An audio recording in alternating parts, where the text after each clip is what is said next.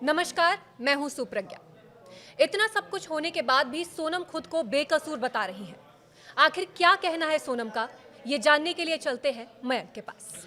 देखिए, सोनम के मामले में अब जो नई बातें निकल के आ रही हैं वो बहुत ज़्यादा हैरान करने वाली है। देखिए, इतना सब कुछ हो चुका, जैसा आपने कहा, सब कुछ एक एक चीज़ क्रिस्टल क्लियर बाहर आ चुकी है। उसके बाद भी सोनम खुद को बेकसूर बता रही है। सोनम का कहना ऐसा है साहब कि मुझे ड्रग्स दिया गया, मुझे नशे में रखा गया, गहने लूट लिए गए, पैसे लूट लिए गए और मुझे नहीं पता कि मेरे साथ क्या हो रहा था। मतलब आप सोचिए कि एक इससे सोनम का जो मेंटल स्टेटस है वो समझने की कोशिश करिए कि वो अब भी जो है वो सच स्वीकारने को तैयार नहीं है। और वो अब भी लगातार जो पुलिस का कहना है, जो वर्जन है, कि वो अब भी लगातार झूठ बोल रही है। वो ये मानने को तैयार नहीं है कि उस राजा की मर्डर में उसका हाथ है या उसके साथी ने ही राजा का मर्डर किया। पूरा देश जो है वो अब इस मामले की एक एक चीज समझ चुका है, लेकिन सोनम देखिए अभी भी वो बचने की कोशिश कर रही है। अब देखिए, एक बड़ा सवाल ये है कि सोनम का जो कहना है, हम सोनम की बात करते हैं कि सोनम कैसे झूठ बोल रही है, हमें क्यों लगता है कि सोनम झूठ बोल रही है। सोनम का कहना ऐसा है साहब कि मुझे जो है किडनैप किया गया, मुझे ड्रग्स दे दिया गया, मैं होश में नहीं थी। राजा का मर्डर होता है, जिस बेरहमी से राजा का मर्डर हुआ उसके बाद सोनम का कहना है मुझे किडनैप किया गया।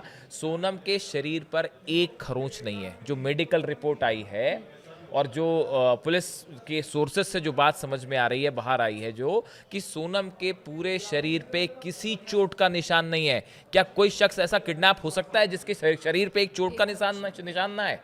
आपके पति की आपके सामने हत्या हो जाती है और आप स्ट्रगल नहीं करते कातिलों के साथ। कातिल आपको वहां से पकड़ के ले जा रहे हैं और आपको उन्होंने आपके शरीर पे ना एक नाखून का खरोंच तक नहीं आई। ये कैसे हो सकता है? ये सबसे बड़ा एविडेंस है पहला कि सोनम झूठ बोल रही है, अब भी झूठ बोल रही है। दूसरी बात, 17 दिनों तक सोनम कहां थी, कैसे बचती रही पुलिस की, इसकी थ्योरी अगर आपको पता चल जाएगी, जो पुलिस का कहना है, मेघालय पुलिस के सोर्सेस कह रहे हैं, वो आप सुन के हैरान रह जाएंगे कि कैसे कदम कदम पर सोनम जो है वो पुलिस को चकमा देती रही। सबसे पहली बात, और इस मामले में हमारी जो दूसरी बात है वो कि कैसे चकमा दिया। दूसरा एविडेंस हम आपको बता रहे हैं कि क्यों सोनम जो है गुनाहगार है।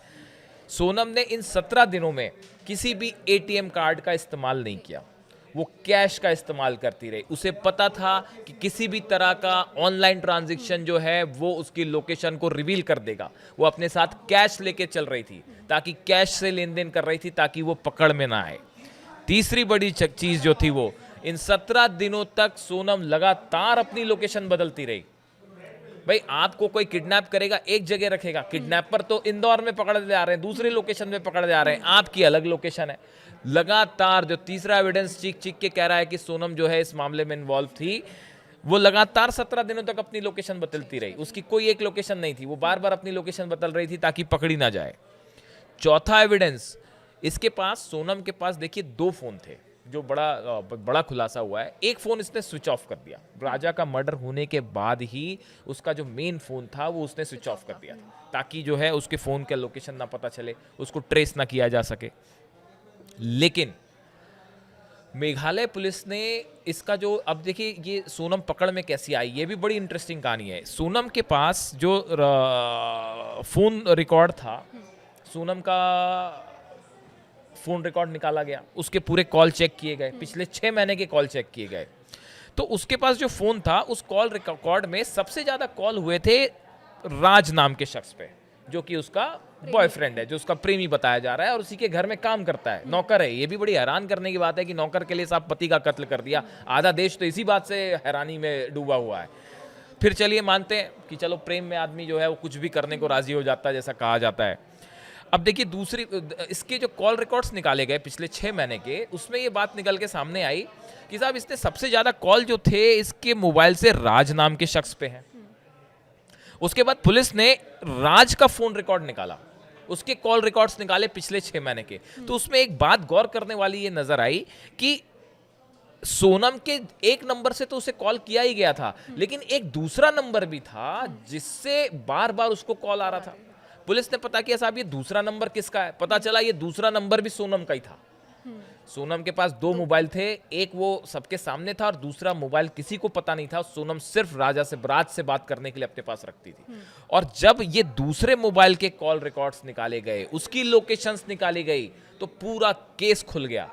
इस दूसरे कॉल से शिलोंग में लगातार सोनम राज से संपर्क करती रही, उसको मैसेज देती रही, अपनी लोकेशन बताती रही कि हम यहाँ पहुँच गए हैं, यहाँ पे आओ, ऐसे करो, कैसे आगे क्या करना है, पूरा जो है जानकारी वो बताया जा रहा है मेघालय पुलिस के सोर्सेज से कि इस दूसरे मोबाइल से वो लगातार राज से बात करती रही। राज के मोबाइल को लोकेट किया गया, वो भी शिलोंग में ट्रेस हुआ। यानी ये जितने तीनों आरोपी हत्या के, राज समेत सब के सब शिलोंग में मौजूद थे। जैसा कि गाइड ने भी बताया कि मैंने 3 लोगों को इस लड़की के साथ देखा था, सोनम के साथ देखा था, जो हिंदी में बात कर रहे थे। यहां से ये टर्निंग पॉइंट था इस केस में कि सोनम, पुलिस को ये शक हो गया कि सोनम जिंदा है भाई, ये इस हत्या में शामिल है। उसके बाद देखिए ये लगातार अपना फ़ोन बंद रखे हुए थी और लगातार अपनी जो लोकेशन ना पता चले इसका इसने 17 दिनों तक पूरा ध्यान रखा। देखिए मामला बिगड़ा कहाँ से। सोनम का कहना ऐसा है कि पैसे के लिए और गहने के लिए हत्या कर दी गई, मैं तो हत्या नहीं करना चाह रही, मतलब मेरा इससे कोई मामले से लेना देना नहीं है। सवाल ये है कि ये जो गहने थे और ये पैसा है, ये कहाँ है? जो कैश लेके राजा आया था, इसके बारे में अभी तक कोई पुख्ता जानकारी नहीं मिली है। ये पूछताछ होगी, पूछताछ के बाद चीज़ें बाहर आ जाएंगी। ये जो तीनों आरोपी हैं, इनको लेके मेघालय पुलिस रवाना हो गई है।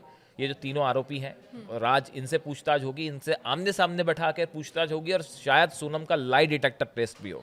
देखिए अमूमन ये होता है कि इतने बड़े केस में सब एविडेंस चीख के बता रहे हैं कि किसने कत्ल किया है और कौन इसमें शामिल है, लेकिन उसके बाद भी सोनम का अब तक सच्चाई को नकारना ये बता रहा है कि मेंटली इस लड़की ने सब कुछ शुरू से प्लान किया था।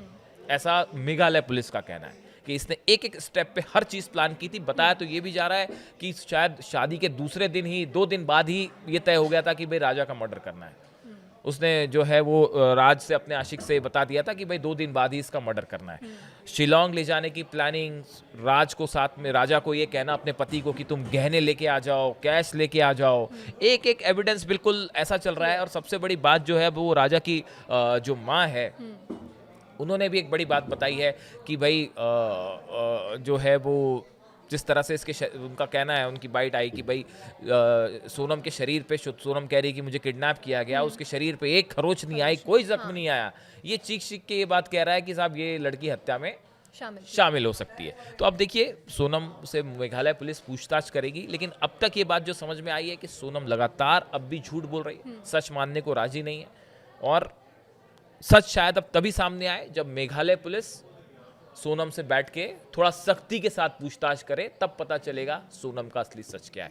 इस खबर से जुड़ी हर अपडेट हम आप तक लाएंगे, बने रहिए हमारे साथ।